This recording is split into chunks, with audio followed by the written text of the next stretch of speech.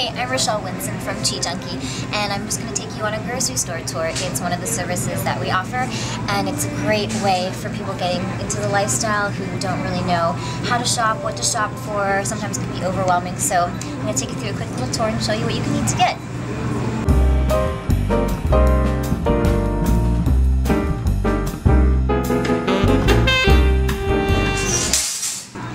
Let's go shopping. So first thing that we really want to get to is the produce section. So first aisle we want to hit is our salads. So keep in mind that we're at a conventional grocery store. So what you want to try and stick to is, you can try the Earth Bend Farms. These are great salad mixes. Sometimes you can find them on sale, which is always good. Cucumbers, pretty much anything in the salad section is great. What we want to avoid is all these sort of salad dressings, because that's where we're going to run into trouble. Great salad dressing options you can all find on chijunky.com. So again, feel free to put any sort of veggies you want in your salad.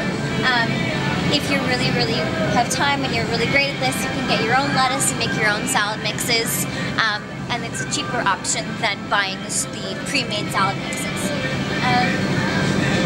Again, great carrots for juicing, cabbages, kale that's available to juice, beets for juicing, fresh herbs you can put into your salad, which are great options. Baby spinach, which is wonderful for salads as well. So this is a great section. So again, when we're doing grocery store, you want to hit the produce sections first. Fruits and vegetable stands first.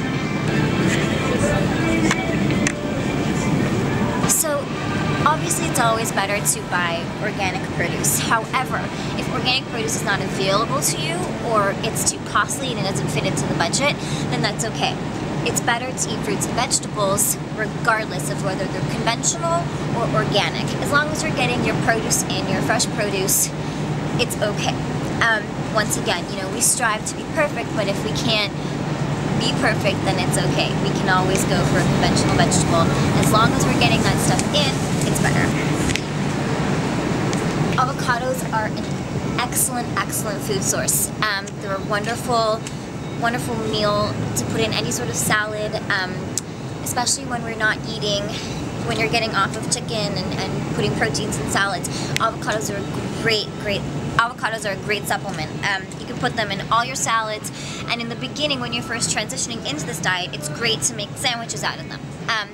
Their consistency is nice and thick, it's creamy, and it really feels like you're biting into something. So avocados are great.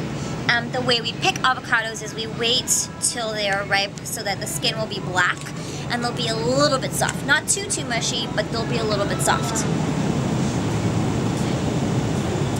If there is not a sign at the grocery store that says whether the produce is organic or not, a good way to check is by the barcode.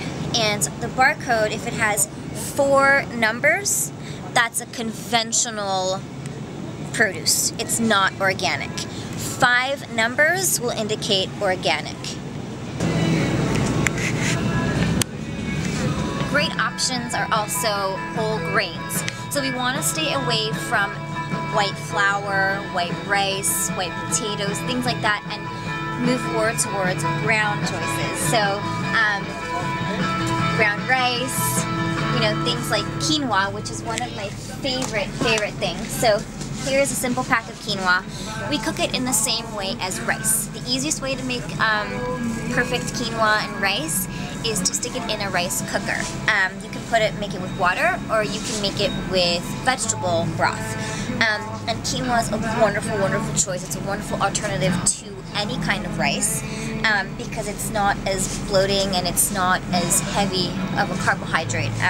It's a wonderful grain.